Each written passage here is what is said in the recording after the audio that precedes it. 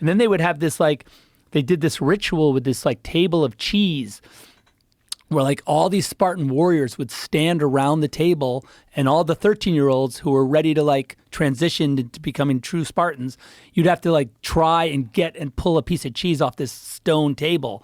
And the Spartan warriors who guarded the table could do anything to stop you.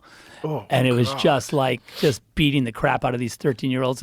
And finally, like, you know, if you got it, then you were given to a Spartan soldier who raised you. And basically the idea was that he was your lover, he was your teacher, he was everything to you. Because the Spartans believed that, you know, really they believed that you would die for your brother if you were also lovers. You know, they thought that like, if you were confused about why we're fighting, fight for that guy who's not only your best buddy, but like, there's like a story, I guess, where they were like, when the Persians first came, they sent a scout over, and they looked down at the Spartans right the night before the big battle, and he went back and he goes, they were all like having sex with each other. It was like a weird, like they're like, we're going to be good. And there was one of the Spartans kings the old Spartan king was now working with the Persians and said like, oh no, we're fucked. They're saying goodbye to each other. Do you know what that means? Like, we're completely screwed.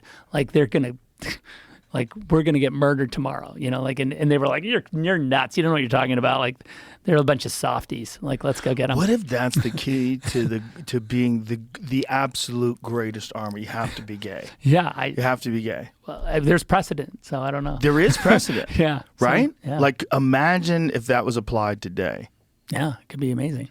Yeah, but that would be a real problem. We'll see. The family structure. We'll see what they say.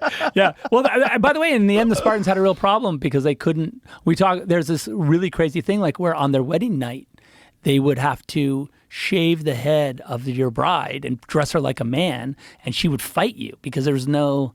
That was the only way they got hard? That's the only way they could get it. Yeah, get her aroused because like they needed like unless they got like a bloody lip, you know, they were like it wasn't going to happen. That's so insane. Isn't that crazy? That's so insane. So like you can imagine that it was hard to like keep generate enough offspring, you know, with that.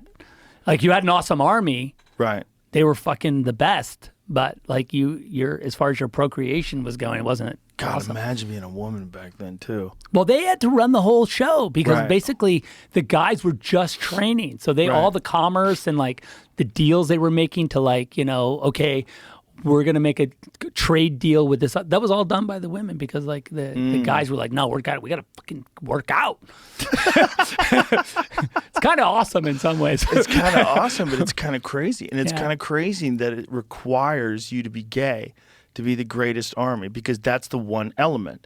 How much do you love this person beside you? Yeah, you got to love them with everything. Yeah. I mean, imagine the difference between you being with some random stranger on the street and a bunch of thugs attack the random stranger.